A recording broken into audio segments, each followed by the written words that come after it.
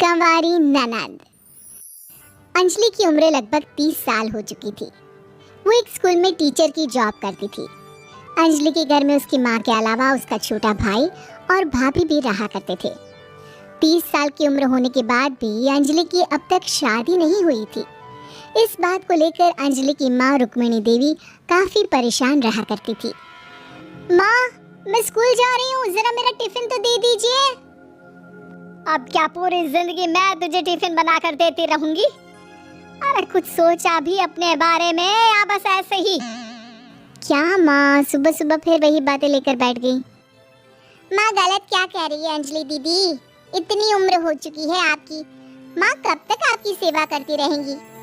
भाभी, मैंने माँ को कब कहा कि मेरी सेवा करो?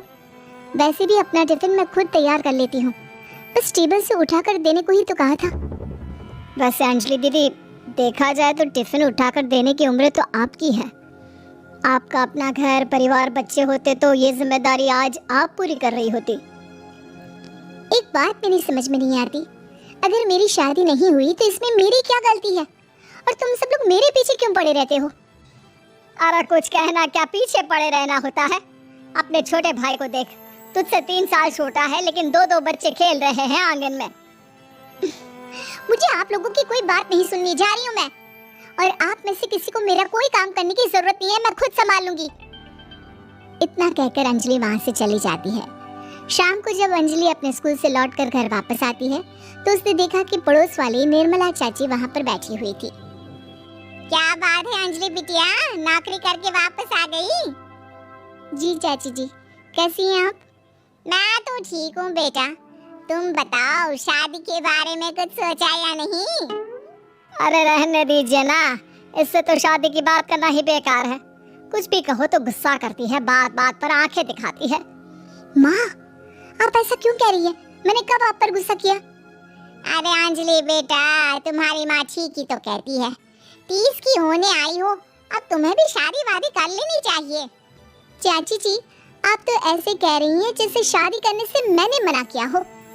रहने दीजिए निर्मला चाची, हमारी अंजलि दीदी को अभी तक उनकी पसंद का दूल्हा नहीं मिला ना, इसीलिए वो शादी नहीं कर रही। भाभी, ऐसी कोई बात नहीं है। अरे तो फिर क्या बात है? तुम्हारी माँ ने तुम्हारे लिए इतने रिश्ते ढूंढे लेकिन तुम्हें कोई पसंद ही नहीं आता। क्या है ना चाची जी, हमारी ननद रानी नौकरी जो करती है ऐसे ही थोड़ी ना किसी को पसंद कर लेंगी। अरे भाई, नौकरी का घमंड है तो बात अलग है, कोई और बात हो तो बताओ, कोई रास्ता निकाला जाए। नहीं नहीं चाची जी, कोई बात नहीं है, बस मुझे अभी तक अपनी पसंद का कोई मिला नहीं है। सुन लिया आपने, इस लड़की के तो पर निकल आए हैं और इतनी उम्र में अपनी पसंद का कोई मिलेगा भी नहीं इसे। माँ, आप मेरी शादी को लेकर हमेशा मुझे ताने क्यों मारती रहती हैं? अपनी माँ की बातें तो ताने लगती है। ताने हैं? बताओ, मैंने कुछ गलत कहा क्या? देखो, ये सब छोड़ो, मेरी दूर की बुआ का बेटा है, उसकी अभी शादी नहीं हुई है, उम्र होगी कोई 34-35 साल। आप कहें तो बात आगे बढ़ाऊं? अरे हाँ हाँ, क्यों नहीं, ये भी कोई पूछने की बात है। अरे जल्दी से लड़के को यहाँ बुला लो। माँ, आप मुझसे पूछे बिना मेरी शादी की बात करने जा रही हैं और मेरी उम्र 30 भी पूरी नहीं हुई है। निर्मला चाची कह रही है कि वो लड़का 35 साल का है। अंजलि दीदी, आपको क्या लगता है इस उम्र में कोई फिल्म का हीरो आएगा आपके लिए?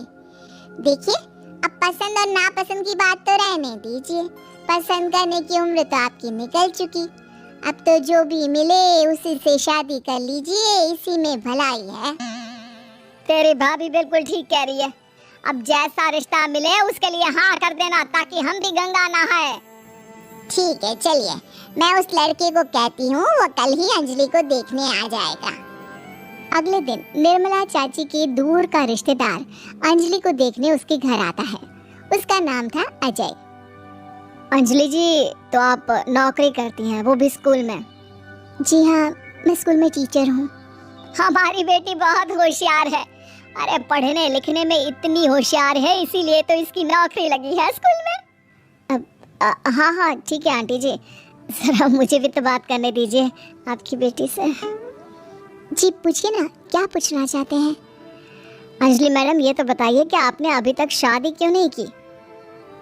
बस ऐसे ही, कहीं कोई रिश्ता पसंद नहीं आया इसलिए। लेकिन क्या मैं आपसे पूछ सकती हूँ कि आपने शादी क्यों नहीं की? अंजलि, क्या कर रही हो तुम? लड़कियों को इस तरह की बातें नहीं शोभा देती। रहने दीजिए आंटी जी, आपकी बेटी काफ़ी पढ़ी लिखी है, मैं उनके सवाल का जवाब दे ही देता हूँ। वो क्या है ना, मुझे भी अभी तक अपनी पसंद के कोई लड़के नहीं मिले। अच्छा अच्छा, कोई बात नहीं। वैसे आपकी तनख्वाह कितनी है? कितना कमा लेती है महीने का? जी यही कोई 25,000 महीने। बस 25,000? इतने से क्या होता है? इतने से तो आजकल घर भी नहीं चलता।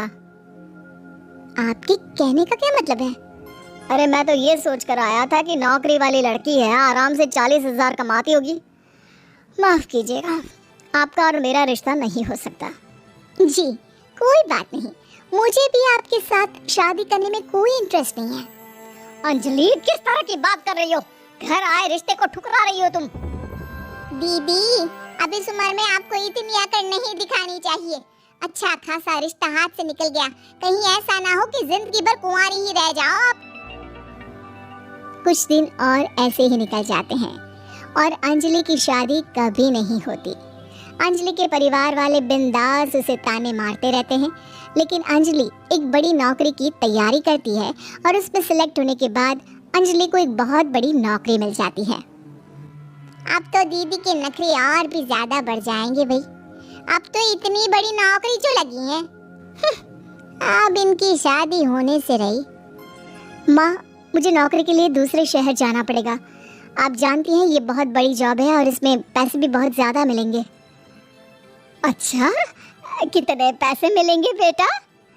माँ, मुझे हर महीने 90,000 सैलरी मिलेगी। क्या? अरे वाह वाह, ये तो बहुत अच्छी बात है। लेकिन फायदा क्या? कितने भी पैसे मिले, शादी तो हुई नहीं ना तुम्हारी।